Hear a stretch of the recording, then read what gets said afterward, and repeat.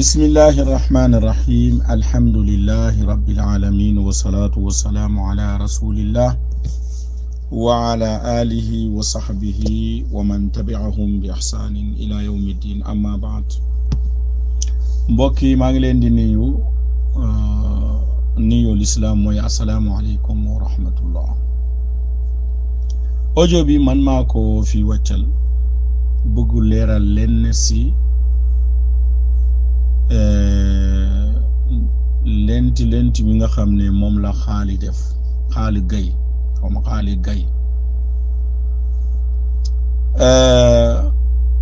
xam nga fan yi dama ko raddoon si ay audio moom tamit dafa jóg nee na day fayu barki demb déglu naa benn audio boo xam ne war na mot 50 minutes mais si minutes yooyu yëpp de ko def di ma saag waxu ju ñaaw ba boolee sama yaay ak sama papa si waxam ma gis ne loolu ab fujuru la si wàllu xuloo parce que faajir si xuloo mooy koo xam ne su xuloo ak yow day dépassé mu nekk melokaanu munaafiq ida xaasama fajara. kon ma gis ne genre nit yoo noonu waxa ak ñoom amul benn njariñ parce que koo xam ne soo ko tonte si xam-xam sooy waxa ak moom si xam-xam mënul laa tontu lu dul di la saag di la waxu ju ñaaw mais du la bàyyi sax ba dem si say ñaari waajur. yaakaar naa ne loolu dafa wuute ak nit du ma wax sax dafa wuute ak melokaanu jullit mais melokaanu nit si boppam la wuute parce que ñëpp xam nañ ne nit ki sooy waxaa ak moom moo xam ne xam-xam la wala si toolu xare su fekkee ne waajuram teewul si toolu xare boobu di ko défendre moom yoonam warta dugg si mbir moom noonu ko waroo ko boole te di ko xam ne mu ngi wax ak yow si xam-xam mais su ñëwee si lislaam ak toolu xam-xam xale yi ndaw yi sax xam nañu aaya boobu yàlla wax wala taziru waziratun wizra uxra yaakaar naa loolu ñëpp xam nañ ko mais su fekkee ne ngay wax ak nit ñi si xam-xam ñoom dañuy ñëw di la dépassé ba bàyyi la ba dem si say papa si ak sa yaay je pense que wax ak ñoom amatul njariñ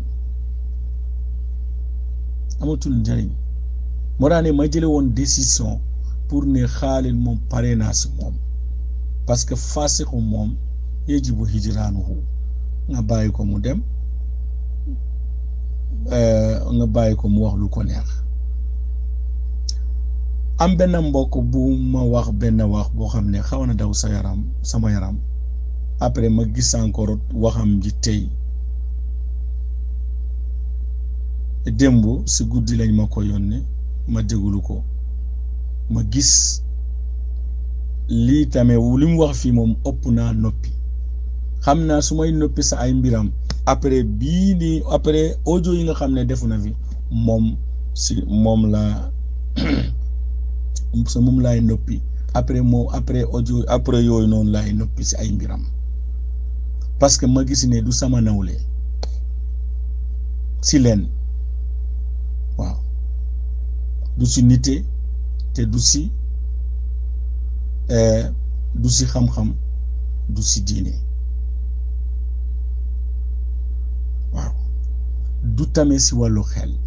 parce que audio bi nga xam ne moom la bii nii dama ko jëlee si beneen audio boo xam ne yaakaar na 1 heure de temps def na ko ak li teg mais lépp lu muy wax foofu benn du si dégg imma mu wax loo xam ne amul sa aslan laysa lahu asil wala mu jële waxu jàmbur firi ko comme nu mu ko neexee loolu mooy ay mbiram kon ku mel ni noonu waxtaan ak moom loolu du dem yàlla dafa ne nañu dogoo ak jaahili nii te Xaalid Gaye moom ab jaahil la boo xam ne dafa bare lu bare dafa boole lu bare wallahu almustaan. nekk doog a dugg ci leneen léegi wa kullu dalaalatin fi naar jooju wahabi yi di ñaanalale di coow di wax lu dul jeex dama bëgg a leeral ni wa kullu dalaalatin fi naar ab ziyaada la boo xam ni Nasaa'i moo ko indi ci benn ci riwaayaat yi muy nekk li ci xadis bi mu nekk bi mu ko dugal waaye ziyaada bi boroom xam-xam yi nangu wuñu ko am na nag ñenn nag ñu bokk ci wahabi yi ñu ngi koy góorgóorlu di ko layal waaye daal maanaam wa kullu dalaalatin fi naar xadis yu bëri boo ca demee doo ko ca fekk de gaa yi ñoo tàmm bu ñu dee xutba rek tàmbulee ko wax ko noonu loolu seen waxi bopp la inna alhamdulillah nahmaduhu wa nasta'iinuhu wa nastaghfiruhu wa nu'minu bihi wa na'uuzu billahi min shururi anfusina baat boobu képp mooy dëgg ci li ñuy wax min shururi anfusina wa min sayyi'aati a'maalina kese man yahdihillahu fa huwa al-muhtadi wa man yudlil falaa haadiya lahu lu neex waay wax di xëddal baat léegi silsila bi nga xam ne ci lañ topp ba gis ni wa kullu dalaalatin fi naar moom des koo ber ci benn riwaaya boo xam ni Nasaa'i moo ko indi silsila ba boo ko toppee da nga cee fekk Abdul Wahhab as-Saqafi qaala al-Haafiz Ibn Hajar nee na kooku siqa la waaye nag taxayyara qabla mawtihi bi 3 sinin avant muy dee ñetti atam yu mujj dafa soppi ko dafa changé complètement kenn jëlatu ay waxam kenn du ko déglooti comme que li am na ci moom li xayta laaj mooy def ci attention comme moom silsile bi dong ñoo ko nettali te ñu ko nettali ñu ngi nii ay marba lañ teg ko de côté moo ci daadu bokk na ci silsile ba ko ñu Wahb ibnu Xaalid ba tey Xaafiz ibnu Hajar nee na siqatun sabtun lakinahu taxayyara qalilan bi axiratin ci mujjub dundam moom it am na changement bu am ci moom bu boobaa dañ dul xam exactement kañ la nettali woon wax bi est-ce que jamono yi mu nekkee si qadara jotu ko la wala bi mu demee ba soppi ko la soppi Abdul Aziz ibnu Muhammad ba tey ibnu Hajar nee na saduqun kaana yuhaddisu min kutubi ghayrihi fa yuxti wax katu dëgg la mais nag daan na dem tuxale ci téere yi jaambur def ca njuut Yaxya ibnu Salim at-Taa'ifi ibnu Hajar nee na saduqun wax katu dëgg la waaye sayyi'ul hifz li muy mokkale baaxul mën naa mokkalaale ay kalimaat yoo xam ne bokkul ci nu mu waroon a mokkal wala mu mokkale waddal ay yenn di kalimaat yoo xam ne dafa bokkul ci lu mu wax déggu leen bi benn waxa bi woo xam ne taraktum ala al-mahajjatil baydaa lay wax taraktum ala al-mahajjatil baydaa loolu sayyi'ul hifz moo koy indi déggu la benn waxa bi mu ne allimu awlaadakum bis salaati allimu awlaadakum bis salaati loolu mooy suu'ul hifz wa farriquhum fil madaaji' sax la ñu wax dégg fi kilifa gu mag ci wahabi yi mu naan ma zaada ala al-ka'bayni fa fi naar loolu suu'ul hifz moo koy def mooy affaire bi jàpp na ko nii rek ba mujj am na nu mu ko imaginer boppam mokkal noona te fekk na fi àll noona tëddewuñu mooy li koy erreur aywa bu ñëwee ci Muhammad ibnu Jaafar ba tey ci silsila bi nga xam ne ci la wa kullu dalaalatin fi naar nekk si nekkul ci beneen Muhammad ibnu Jaafar ibnu Muhammad al imaamu Zahabi ci miizaanul i'tidaal fi naqli rijaal dañuy tukullima fii demees na ko ay kàddu boo ñëwee ci Mus'ab ibnu Salaam ibnu Hajar nee na wala ibnu ko wax ci az-Zahabi nee na saduqun lahu awhaam waxkatu dëgg la waaye dafay def léeg-léeg ay dem-dem le day jekki-jekki rek bi léegi nag benn sanad képp nga mën cee génne juróom-benn nit ñoo xam ne kenn ku ne maanaam la mu wax mënee su koo fayee bor loolu mooy tax wala bokk na ci liy tax ab xadis ñu àtte ko ñu xadis bi dafa wér comme que nag xadis bi lépp wéradiwul benn lafzu duñ ci ziyaada moo ci wéradi mooy wa kullu dalaalatin fi naar kon kooku dañ koy sànni ca mbooy ga waa safara ñoom mën nañ koo jël bu leen neexee mën nañ ko askan ci yonent bi ndax ay fenkat lañ. Keroo bu ñu defee suñu waxtaan ñu indil ko waxuy borom xam-xam si wàllu bidaa xasana bi nga xam ne moom la bugg saxal ñu ne ko bidaa xasana moom si diine yonenti Muhammad alayhi salaatu wasalaam amu fo ñu indil ko waxu Omar ibn Khattab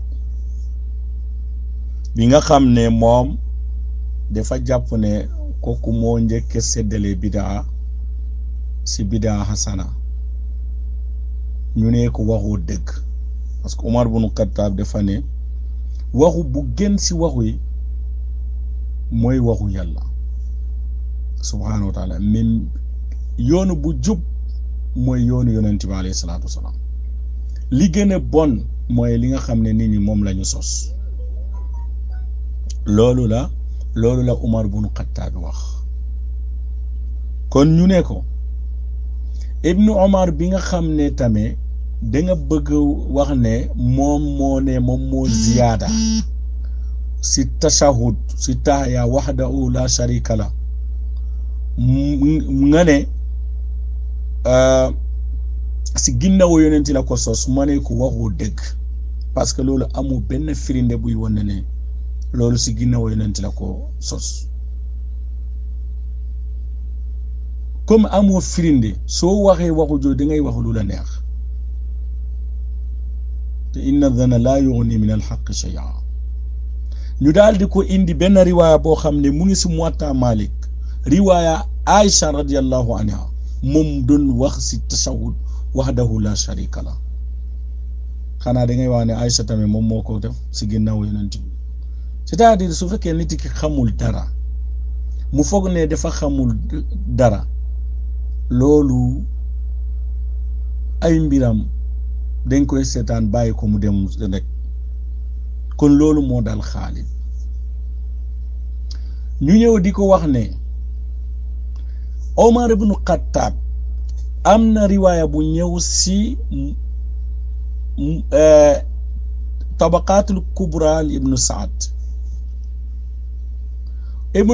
Omar ibn Khattab muy wax foofu noonu la in kaanat bidaa fa ni'ma hiya aw kama qaal mais dafa indi charte mu ne su fekkee ne lii nekkoon na bidaa mais ñu daal di ko wax ne Omar ibn Khattab comme bidaa mooy loo xam ne dafa ñëwul ci charia Omar ibn Khattab li mu def nii yonent bi alayhi salaam moo ko njëkk a def kon foofu nga war a xam ne kon li mu jublu foofu noonu du bidaa bu charia mais bidaa si luga lay wax comme ni ko boromi xam-xam yi bare waxee ma daal di ko indi wax bi nga xam ne Ibnu Hajar al-Haytami moo ko wax mu ne képp ku seddale bidaa si ñaar beneen bi bidaa si luga lay jubul mu daal di indi waxu Omar ibn Khattab bi mu daal di jipp ne kon bidaa képp ku seddale bidaa si ñaar beneen bi bidaa si luxa lay wax kon ab jaahili boobu noonu suñ ko indalee ay wax Ibnu Omar si boppam ñu ne ko Ibnu Omar nee na kullu bidaatin dalaala wa in ra'aaha annaasu xasana bidaa bu nekk ab dalaala la même su fekkee nit ñi ko dañ ko gisee ne dafa wér tey maa ngi koy def mu indi benn wax mu ne Ibnu Omar moo wax loolu di ne nit ñi indi ñu benn bidaa bu gënee baax ko duha foofu la jaahili war a xam ne su fekkee ne am na xam-xam tuuti mu xam ne salaatu duha sax na si sunna si yonent bi alayhi salaam la yonent bi alayhi salaam la ñaata yoon la ki ñaata hadisam moo ñëw si bu yonent wax bu yonent wax ne nañ julli wala ñaata hadis moo ñëw yonent di ñu soññal si salaatu duha kon su fekkee ne moom gis na benn riwaaya si Ibnu Omar munta génn si ñaari imma riwaaya bi wérul wa imma mu xam ne kon moom la beneen bidaa lay jubul fii mais du bidaa si sharia parce que loolu sax na loolu kenn du wax ne loolu bidaa la mais nit koo xam ne xamul dara mënul xam zaar yooyu wallahu almustaan beneen bi gis nga soo dégguloo waxtaanam bi ma dégguloo démb sa yaram day daw nga xam ne Khalid non seulement amul xam-xam day taqlidi rek xam nga loolu ndeysaan li def yoonu tasawuf yoonu taqlidi la da si bare yoonu taqlidi la ñun ñëpp xam nañ ne avant Cheikh Baye ñëw si workshop si affaire yi nii néew na nga gis si suufiyanke boo xam ne dafay ñemee sax ne day taxrij benn hadis mais comme Cheikh Baye mutahawwir la moom moo leen yom ñoom tamit ñu taqlidi ko moom tamit moo tax ne ku jóg rek nga dégg ne muy wax ne day taxrij hadis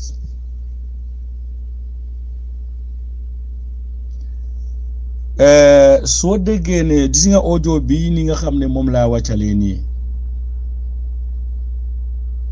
soo ko dégguloo non seulement da ngay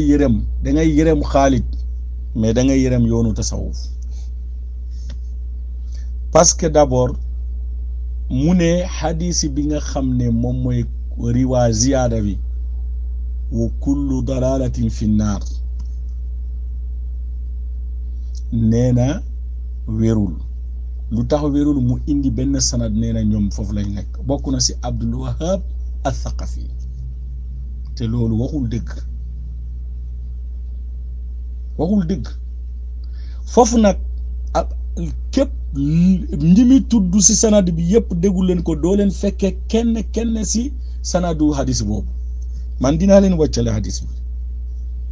jëlee ko si Nasaa'i loolu moo tax ne ma ne imma Khalid dafay jëlee waxu jooju si kenn moom si boppam demul si Nasaa'i jëlee hadis boobu noonu foofu day taqlidi keneen kooku mu juum ànd ak moom wala kooku fen moom mu ñëw juum ànd ak moom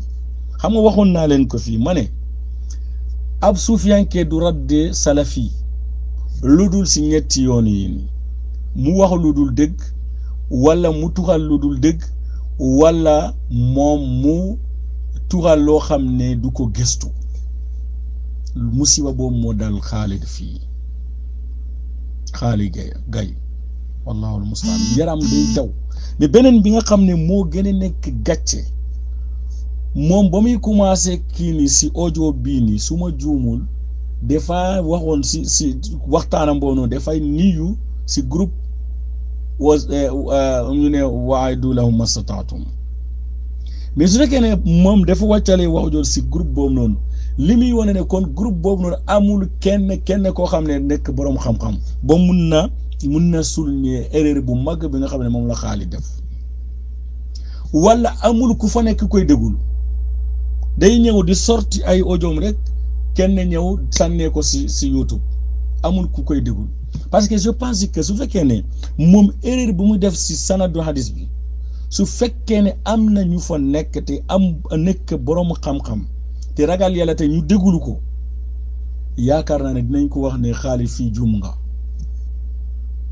mais loolu gisuma ko kon loolu moo ma gën a jaaxal Khalid lu mu wax mu ne Abdul Wahab Saqafi moo nekkee foofu waxulu dëgg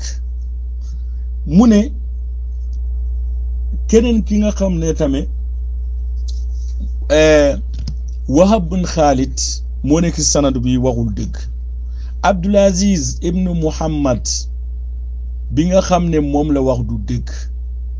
Yahya ibn Salim Taifi tamit lu mu wax du dëgg Muhammad ibnu Jaafar bi nga xam ne moom la wax ne tamit loolu du dëgg Mus'ab ibn Salama tam lu mu wax du dëgg kon képp koo xam ne moom la Khalid wax moo nekk si sanadu hadis bi waxul dëgg amul kenn si ñoom koo xam ne mu nekk si sanadu hadis boobu noonu bi nga xam ne moom la ziyaada bi ñëw wa kullu dalalatin fi naar léegi lan moo yóbbu Xaalid si loolu imma moo ko tey buggut tadif al hadis bi wala da ko jëlee si keneen taqlidan wala daa juum mais njuumte bu rëy mbii nii koo xam ne dafa xam hadisa du ko def wallahu almustaan léegi bii mooy hadis bi nga xam ne moom la Nasaa'i riwaaya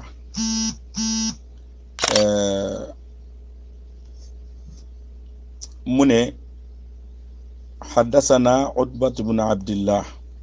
قال أنبأنا ابن المبارك عن سفيان عن جعفر بن محمد عن أبيه عن جابر بن عبد الله رضي الله عنه أنه قال كان رسول الله صلى الله عليه وسلم يقول في خطبته حديث بي مونكني سي Nasaa'i mu jëlee ko si ab sëriñam bi nga xam ne moom lañu wax Utbat ibn Abdillah moom nee na Ibnul Mubarak moo ñu wax Ibnul Mubarak jëlee ko si Sufyaan jëlee ko si Jaafar ibn Muhammad Jaafar ibn Muhammad jëlee ko si papam Muhammad ibn Ali ibn al-Husayn radiyallahu anhu an Jaabir lii mooy silsila hadis bi hadis boobu moo ñëw mu ne Jaabir nee na yonent bi alayhi salaam nekkoon na suy waaraate suy xutba mu daal di indi hadis bi bo si diggi hadis bi mu ne wa kullu bid'atin dalala wa kullu dalalatin fi nnar comme ni ngeen ko gisee si photo bi ma leen indi léegi su fekkee Xaalid bu gëmloo nit ñi ne di ne lii hadis bi fi sanaduhu am na Abdul Wahhab Saqafi kooku si xalamee taxayyara mu ne am na Wahab bun Xaalid saduq la mais day dugg si téere jàmbur Abdul Aziz ibn Muhammad nangam pour jéema wan leen ne hadis bi wérul Xaalid waxul dëgg dafa xamul sa lu muy wax dama ko bëgg wax ne gis nga ilmul hadis du yoonu taqlid de ulamaul hadis dañuy wax ne hada al ilm la yaqbalu taqlid moom déedéet képp ku fekkee ne da ngay gis ne diw moo wax nangam xaaral ma dem jëlee ko kon bu boobaa bu yóbboo nga lem sa basan nga dem def leneen mais munul dem kon lii mooy mbir yi nga xam ne d'abord mbir bu rëy bi nga xam ne Xaalid def na ko si wàllu hadis bi beneen bi nga xam ne dafa ne Ibnu Taymiya dafa ne hadis bi yonent waxu ko kullu bid'atin dalaala waxul dëgg tamit waxul dëgg de parce que problème bi mooy lan xam nga boromi xam-xam bala ngay ñëw di wax ne diw moo wax nangam da nga war a gëstu ay waxam yépp soo leen boole mu nekk loo xam ne lu mucc ayibu la parce que su fekkee ne ñu ne fatwa ñu ñëpp xam ne nit bu nga fatwa démb benn wax boo xam ne gannaaw suba nga defaat beneen fatwa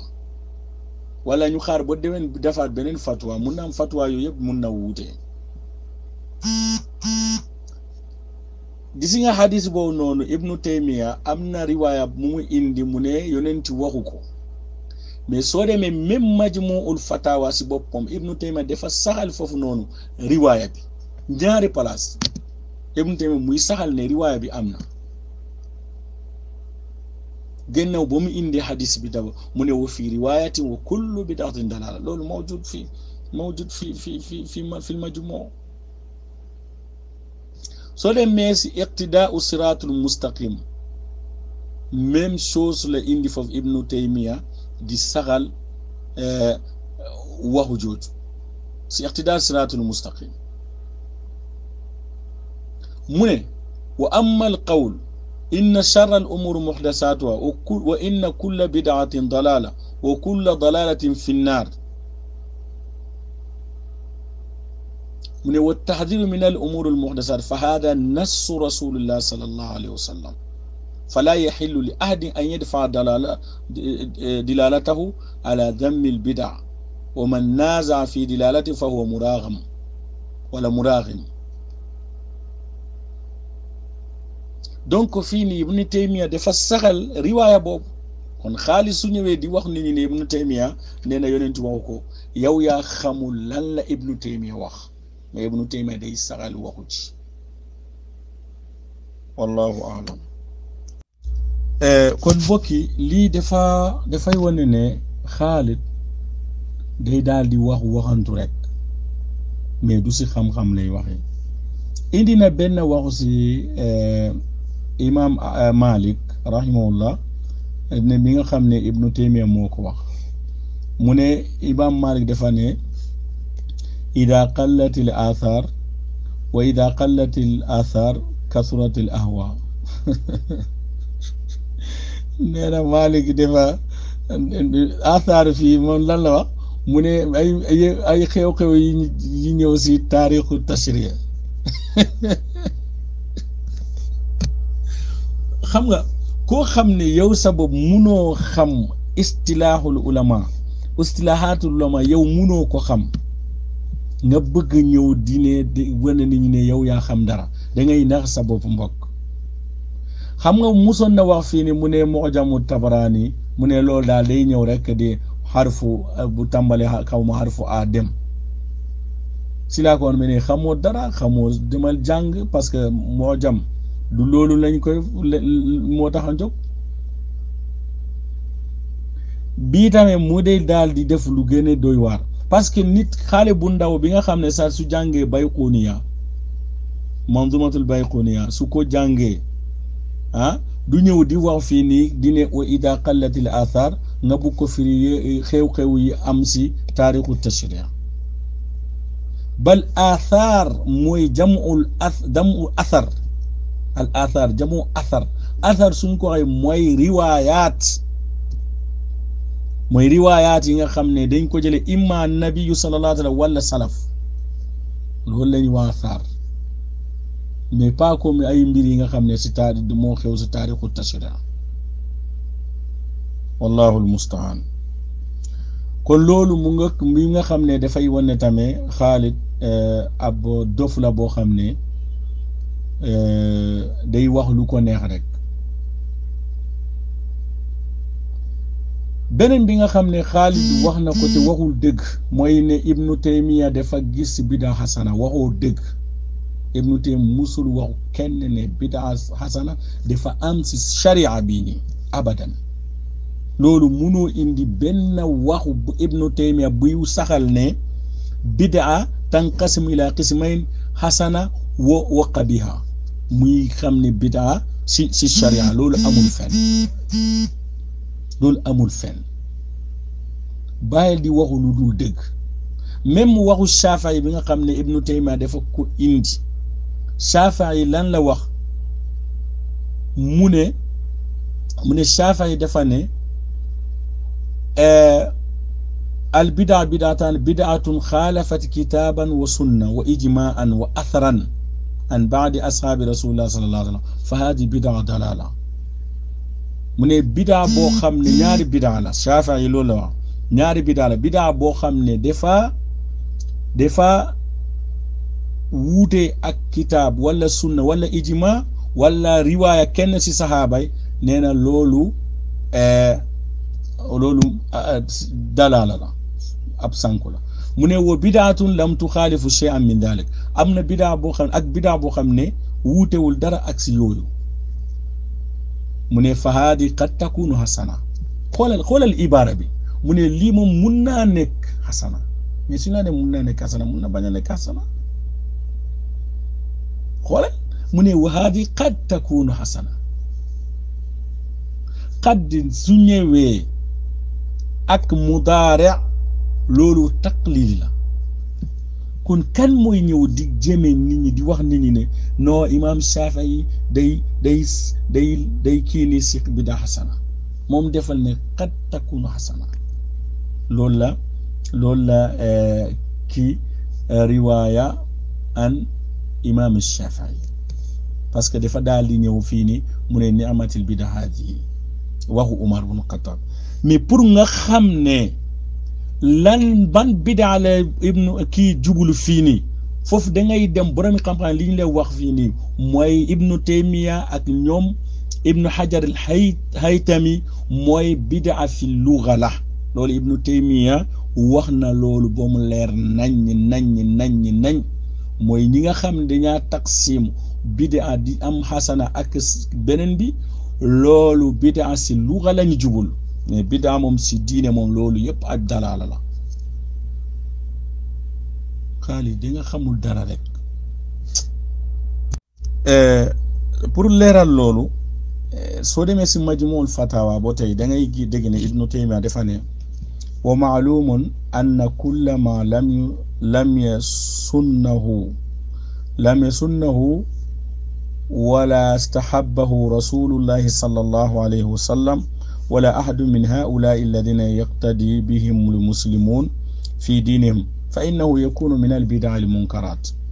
wala yaqulu ahadun fi mithli hada innahu bid'a hasana mu ne lii dañ ko xam te lépp loo xam ne yonent bi alayhi salaam sunnalawu ko te bëgg ko soppewu ko ak kenn koo xam ne mooy ñi nga xam ne nit ñi julli ni ñoom la ñuy roy si seeni diine loolu mbir moom day nekk bidaa boo xam ne bidaa bu bon la bu bon lay doon mu ne kenn du wax si mbir yooyu noonu dine li ab bidaa hasana la mu ne idal bidaatul hasana mu ne idan al bidaatul hasana mu ne bidaa hasana daal indama yuqassimul bidaa ila hasanatin wa sayyi'a si ki nga xam ne moom mooy taqsim bidaa si hasana ak lu bon bidaa bu baax ak bidaa bu bon ñi nga xam ne ñoom ñooy seddale bidaa bu baax bi ak bu bon bi mu ne laa budda an yastahibaha ahadun min ahli al-ilmi alladina yuqtada bihim wa yaqumu dalilun shar'iyyin ala istihbabiha nee na loolu il faut kenn si boromi xam-xam yi nga xam ne nit ñi dañu leen topp mu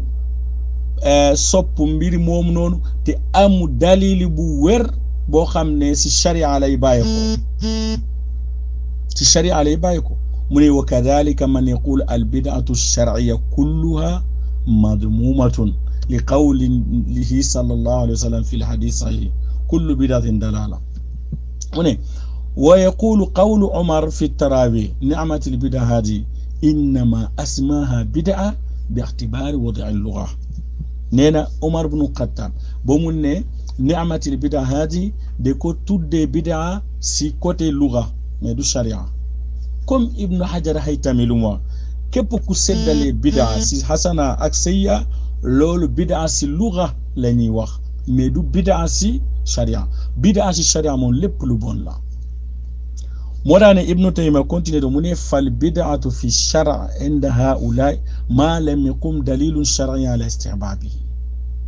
mooy bid'a si ñee mooy loo xam ne lépp loo xam ne amul dalili shar'i bu ko taxawal si diine loolu ab bid'a la ye tolloo si diine mu ne wa ma'aalul qawlayni waahid id hum muttafiquna ala anna ma lam yustahabba aw yajibu min ash-shar'i fa laysa bi waajib wala mustahab nee na ñoom ñëpp seen wax dafa benn la daal nak benn la kii dafa ne lépp loo xam ne sharia moo ko indi loolu mooy loo xam ne dañ ko sopp wala mu nekk waajib ñoom ñaar yëpp loolu si loolu la ñu déppoo te ñoom ñëpp déppoo nañu ne lépp loo xam ne sharia indul ne saxul si sharia di ne lu baax la wala li ñu sopp la wala waajib la loolu du doon lu ñu sopp du doon lu waajib mu ne fa man ittaxada amalan min al a'mali ibadatan wa diinan wa laysa dhalika fi sharia waajiban wala mustahabban fa huwa daalun bi ittifaqi al muslimin nee na képp koo xam ne dafa jëfu benn jëfu si jaamu yàlla si diine bi te mbiri moomu noonu amul si sharia loo xam ne day tetale loolu ab waajibu la wala mustahabu la nee na kooku ab daalun la bi ittifaaqil muslimin nee na loolu ab daalu la ab ku reer la si boo xam ne julli ñëpp ñoo si déppoo kon ana fan lay Ibnu Taymiyya saxal fii bidaa hasana mu ngi nettalee ñi nga xam ne ñoom ñoo saxal bidaa hasana nee na ñoom sax seen taqsim boobu noonu seddale boobu noonu bidaa si luga la ñuy wax mais sharia loolu kenn waxu ko dinaa la indi li waxu bu gën a leer bu lay wane ne Ibnu Taymiyya musul wax fenn ne al bidaa tanqasimu qismayni hasana wa sayyi'a mu nekk muqirran bi dalika loolu amul fenn léegi nañu ñëw leerale sosu bi nga xam ne daa sosal Ibnu Taymiyya di ne moom day saxal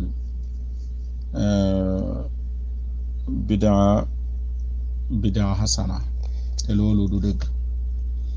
Ibnu Taymiyya si Majmu' Fatawa mu ne fa diinul muslimin mabniyun ala ittibaa kitaabillahi wa sunnati nabiyihi sallallahu alayhi wa sallam wa ma ittafaqat alayhi al umma fa hadhihi thalathatu hiya usulun ma'suma mu ne wa ma tanaza'at fihi al umma radduhu ila allahi wa rasul mu ne diine julli ni moom li ko taxawal mooy topp téere yàlla ak sunna su yonent bi ak li nit ñi déppoo mu ne ñetti yooyu noonu mooy cosaanu boo xam ne dañ kaa wóotu mooy maasuuma la c'est-à-dire du juum mu ne lépp lu nit ñi wuute nag si umma bi dañ ko war a delloo ci yàlla ak yonentam mu daal di wax mu ne wa laysa li ahadin an yunassiba lil umma shaxsan yad'u ila tariqatihi wa yuwaali wa yuaadi alayha gayra annabii sallallahu alayhi wa sallam mu ne amul kenn si koo xam ne dafa war a samp benn nit pour woote nit ñi dem si yoonam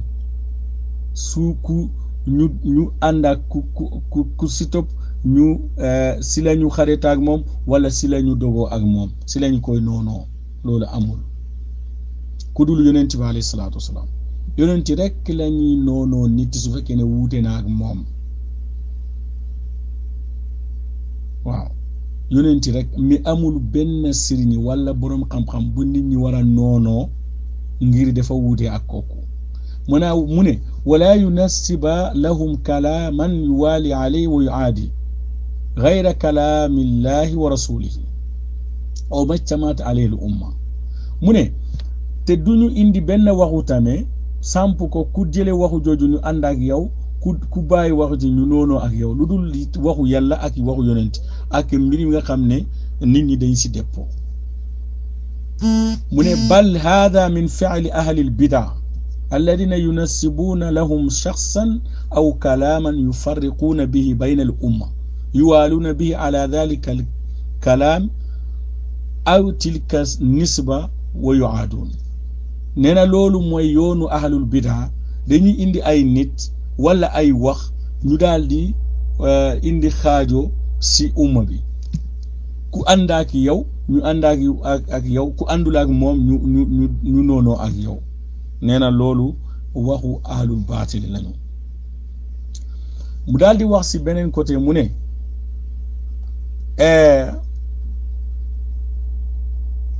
bidaa mu ne وقد كتبت في غير هذا الموضع أن المحافظة على عموم قول النبي صلى الله عليه وسلم كل بدعة ضلالة متعين وأنه يجب العمل بعمومه وأن من أخذ يصنف البدع إلى حسن وقبيح ويجعل ذلك ذريعة إلى أن لا يحتج بالبدع على النهي فقد أخطأ كما يفعل طائفة من المتفقهة والمتكلمة والمتصوفة والمتعبدة إذا نهوا عن العبادات المبتدعة من بند ناسي بنن برب بدل في دينه عموم بين كسي وهو ينتبه عليه الصلاة والسلام كل بدعة دلالة لولو دفع تعين لولو دفع ور من دني ورا جف دنكو ورا جف أك عموم وأنه يجب العمل بعمومه wa anna man axada yusannif ni nekk ki nga xam ne dafa dem bo dafay seddale bidaa si xasana ak xabiix mu def loolu noonu pour gàllankoor képp kuy wax ne bidaa kuy tere si bidaa nee na waajooju dafa juum comme ñi nga xam ne yenn si fuqahaa yi ak mutakallimuna ak mutasawifa yi ak ñi nga xam ne ak mutaabida lañu soo leen ñu ngi koy waxee noonu soo leen ni tere ay bidaa soo leen ne lii bidaa la ñu ne bidaa yanqasimu ilaa qismayni Ibnu Taymiya kuy def loolu kooku da nga juum mu ne wali kalaami fi tadayyunil mubtada ak tamit sooy wax si mbiri jaam yàlla yi nga xam ne dañ kaa kii ni da ngay gis ne iddaaw alla bidaata makruha illa ma nuhiya anhu da ngay gis ne ñu wax ne non bidaa bu bon amul lu dul loo xam ne dañ ko tere Ibnu Taymiya dafa daal di weddi wax jooju yooyu yëpp mu ne bidaa moom képp koo xam ne dafa ne bidaa bii ni bidaa hasana la si diine bi moom si bina mu ne mu in kaana yusamma bidaatan min haysu luga loolu si wàllu luga la lañ koy kii kama qaala Umar ni'matil bida haadihi loolu mooy bidaa si wàllu luga mais kanta si sharia moom képp ku lay wax ne Ibnu Taymiya day saxal bidaa hasana waxul lu am te xaali man maa lay wax munoo indi benn wax boo xam ne Ibnu Taymiya di takrir ne bidaa hasana dafa am si diine bi wallahu almustaan kon mbokk yi lii la ñu am indi pour leeral tuuti si ay lentiyenti yi nga xam ne waa ji wax na ko parce que soo xoolee ndeysaan lii yàgg naa ko wax si ñenn ñi toujours suñu bugg défendre seen boo nga gis ne ñu daw di ñëw bootu si ginnaaw Ibnu Taymiya soo delloo si ojom war na motu 40 minutes lépp si Ibnu Taymiya nee na te moom li muy wax si Ibnu Taymiya fii nit ñi xam nañu ko mais li ko yóbbu si loolu peut-être lenn la comme ñoom dañuy jàpp ne seeni diine dañ ko jëlee si nit ñi diw su ne nangam rek nga jàpp ne loolu mooy lu baax bi daa foog ne ñun tamit noonu lañu déedéet waxu Ibnu Taymiya bi ma ko indee léegi loolu ab qaayida la si ñun amul kenn koo xam ne dañ koy tekk suñu kanam dine yow lañuy ànda si lu nekk déedéet wala ñuy noonoo ak nit su ne wuute na ak kooku wala àndul ak kooku ñun loolu du suñu problème ñun suñu problème ak yéen mooy li ngeen wuutee ak yonent alayhi salaatu wasalaam ni ngeen wuutee ak Aboubacar ak Omar ak Ousmane ak Ali ibn Abi Talib ak saxaaba yi loolu mooy suñu problème ak yéen moo daan ne hadis boobu noonu bi nga xam ne mooy wa kullu dalalati finnaar soo demee si al asmaa wa sifaat lil Bayhaqi indi na beneen riwaaya bi nga xam ne Abdullah ibn Mas'ud moo ko wax mais fin bi Bayhaqi dafa ne lii waxu Ibnu Mas'ud la mais li gën a fes mooy da ko déggee si yonent bi alayhi salaatu wasalaam indi na waxu jooju gannaaw ba mu riwaayati Jaabir kon waxu ne as hadis boobu ziyaada bi wérul loolu du dëgg riwaaya bu wér la bu sax la lu boroomi xam-xam yi saxal te moom sanadu bu muy indi nee na riwaaya bi foofu la jaare du dëgg du sanadu boobu la jaar sanadu bi amul lent si boroomi xam-xam yi comme riwaaya bi nga xam ne moom la ñëwee si Abdullah ibn Mas'ud si wàllu hadis saxaabi su wax si loo xam ne du mun a dugg ra'ayu xalaati munu fa dugg kon loolu dañuy jàpp ne loolu marfu'un la hukman te kullu dalal fi naar loolu du ab ra'ayu moo war a dugg foofu xalaati mun fa dugg kon dañuy jàpp ne Bayhaqi li mu wax loolu dëgg lay doon da ngay gis ne kon hadis bi dafa ñëw si ñaari riwaaya par moom li mu wax ne mu ne si benn riwaaya kootu la ñëw boo tax ne suñu amul xam-xam dañuy war a gëstu wala ñu noppi balaa ñuy wax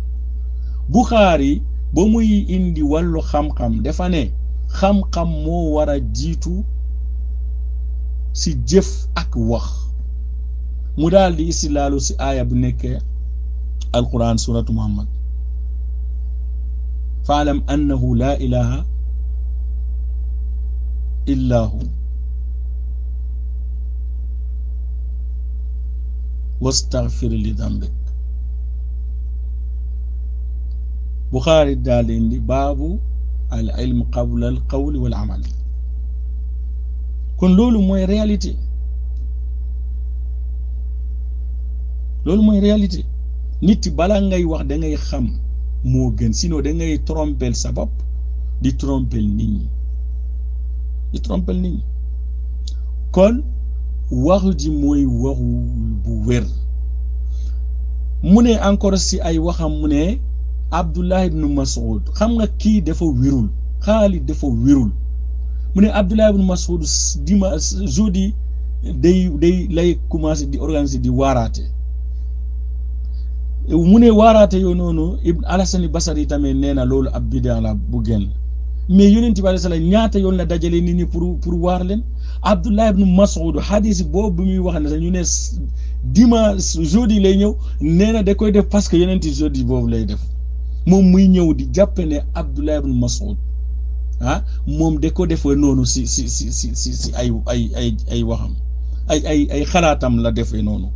c'est-à-dire ñi des fois da ngay jàpp ne xaw ma ndax xelem ànd na ak sagoom wala àndul ak sagoom. waaw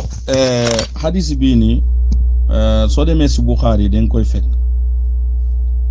Bukhari mu koy jëlee si Abi Wa'il moom mu ki nee na Abdullah ibn Mas'ud daal na ñëw, xam nga dafa ne fi Abdullah parce que toujours si waa Kuufa ñoom suñu nee Abdullah rek ibn Mas'ud la ñuy wax. am nañu ne sax saxaaba yi sax suñu ne mutlaq Abdullah ibn Mas'ud la naam. waaw donc mu ne Abdullah ibn Mas'ud daal na ñëw di leen waar si jeudi bu nekk.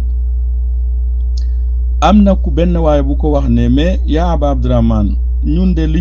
ñu bëgg mooy nga ñëw di ñu waar chaque jour. moom daal di ko wax ne mu ne dara taxul dara terewuma si loolu nag lu dul ma bañ ngeen ne teyel wala ngeen ne xawma mal mooy mu daal di leen soofu quoi wala bopp. waaw mu ne wa inni ataxawalukum bil maw'izati kama kaana nabi sallallahu alayhi wa sallam yataxawalna biha. mu ne moom da leen defale noonu parce que taxawal boon xaw ma naka lay fi gis wolof, mais moom ni mu leen ne waaraatee noonu loolu la yonent bi alayhi salaam doon def moom tamit. ça veut dire que moom li mu defee noonu moom yaqtadi bi nabi sallallahu alayhi wa sallam fi hada al baab. loolu lu leer la fii ni kan mooy ñëw di xaar fi waaw Abdullah ibn Wakil di xaar di yonent bi alayhi salaam dem wax ko ne mu ne demal nga defu nangam ak nangam. mais saxaaba yi lépp lu ñuy defu seen jëf yëpp dañ ko jëlee si yonent bi alayhi salaam. kon seen jëf suñ ko askanawul si moom sax dañ jàpp ne kon lii am na lu ñu déggee si yonent bi alayhi salaam. surtout waxu bi nga xam ne moom la Ibnu Omar wax fii Ibnu Mas'ud wax fii ni mu leer nañ di ne nu mu leen defee noonu da ko jëlee si yonent bi alayhi salaatu wasalaam. kon kan mooy ñëw di jàpp ne loolu ab bida xasana la bu dul ab nit koo xam ne dafa xaw a dof wala xamul lu xew. wallahu almustaan. voilà mbokk yi xam naa fii la ñu yem ak yenn rek si waxu Xaali Gay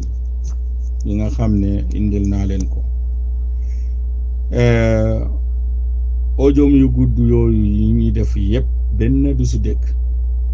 comme ni ma leen ko waxee. imma mu wax carrément loo xam ne du dëgg aslan comme ni mu waxee noonu di ne hadis boobu noonu sanad bi nga xam ne Abdul Wahab Saqafi moo fa nekk loolu du dëgg. li mu wax tamit Ibnu Taymiya dafay saxal bidaa sana tamit du dëgg.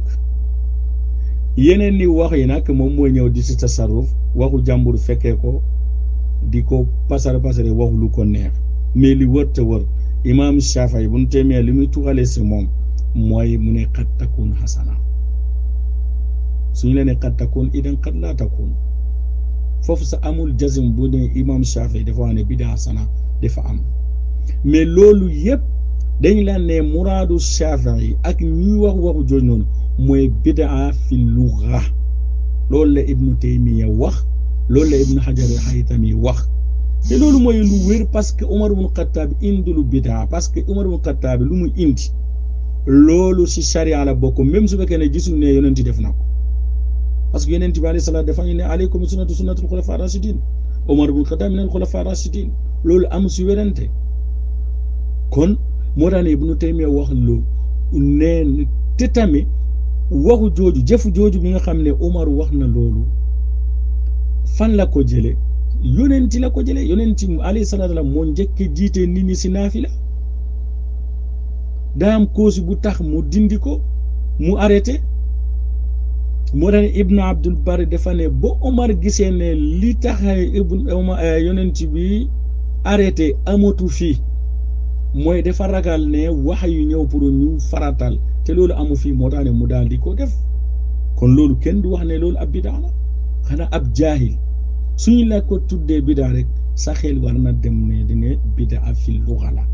loolu la Ibnu Hajar Haytami wax te loolu la Ibnu Taymiya wax te loolu la boroom xam-xam yi mu xaqiqoon yi wax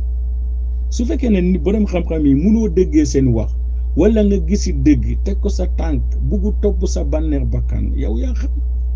mais su fekkee ne nit ku nekk toppoo yonent bi alayhi salaatu wa salaam fa alam li ngay topp rek xawaala wallahu taala alam wa sallallahu wa sallam ala nabina Muhammad